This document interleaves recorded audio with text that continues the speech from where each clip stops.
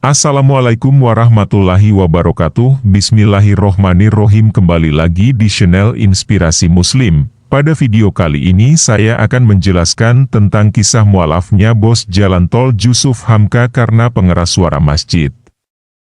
Muhammad Jusuf Hamka lahir di Jakarta pada 5 Desember 1957 dengan nama Alun Joseph. Ia memeluk Islam pada tahun 1981.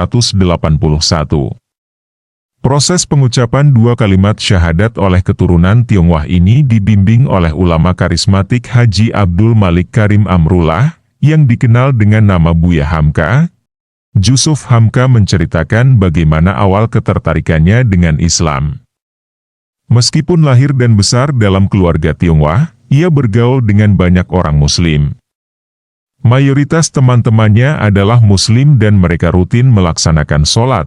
Sejak muda, Islam sebenarnya sudah membentuk karakter saya karena semua teman-teman saya adalah Muslim, ujar Jusuf yang kini dikenal sebagai bos jalan tol. Ketertarikan Jusuf Hamka pada Islam juga dipengaruhi oleh tingginya toleransi dalam agama tersebut. Suatu hari, ketika ibunya hampir mengalami stroke, masjid di depan rumah mereka mengumandangkan adzan melalui pengeras suara. Saat itu, meskipun belum Muslim, saya punya banyak teman Muslim dan sering berinteraksi dengan mereka. Saya berbicara dengan pengurus masjid dan berkata, "Pak Kiai, ibu saya sedang sakit dan sering terbangun di malam hari ketika mendengar suara adzan. Apakah mungkin suara adzan dikecilkan selama 3 hari sampai ibu saya sembuh, atau kami akan mencari tempat lain untuk pindah sementara?" cerita Jusuf.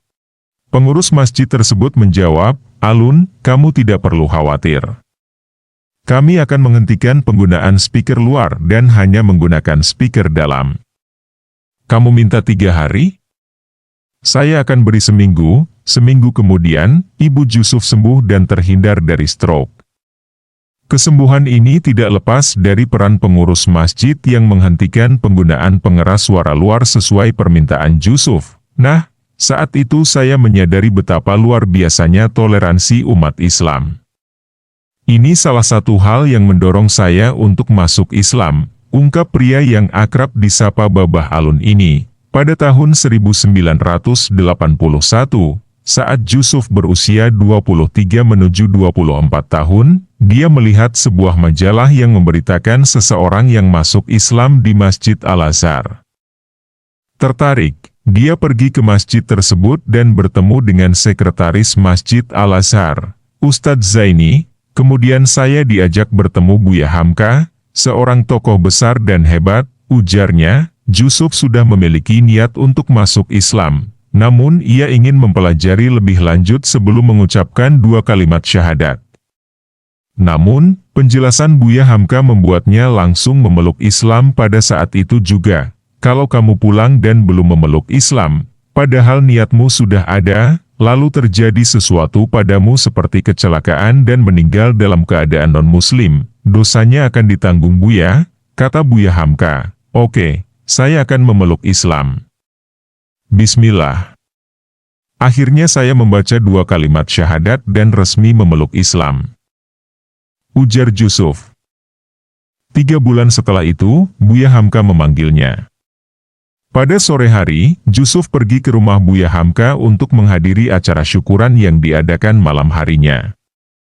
Sekitar 300-400 jemaah hadir dalam syukuran Buya Hamka di aula Masjid Al-Azhar. Tak disangka, pada kesempatan tersebut, ia diangkat sebagai anak angkat Buya Hamka.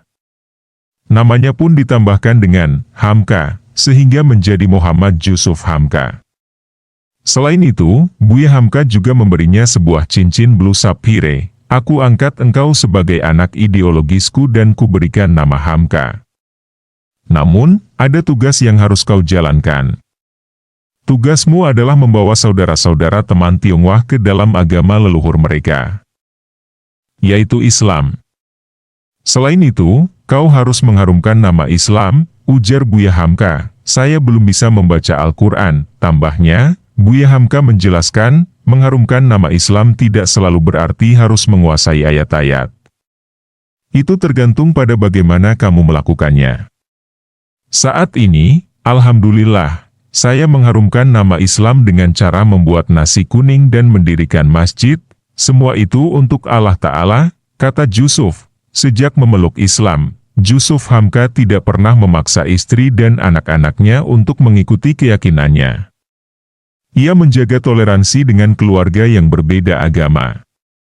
Seiring berjalannya waktu, istri dan anak-anaknya memutuskan untuk masuk Islam berdasarkan keputusan mereka sendiri.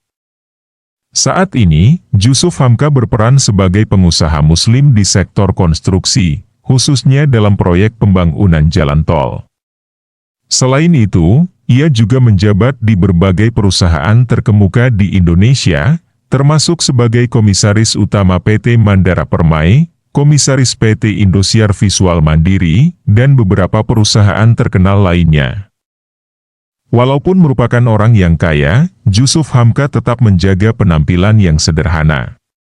Di akun media sosialnya, ia menuliskan moto, "Punya banyak uang, jangan sombong, tidak punya banyak uang, jangan berbohong, jika tidak punya uang, jangan nyolong."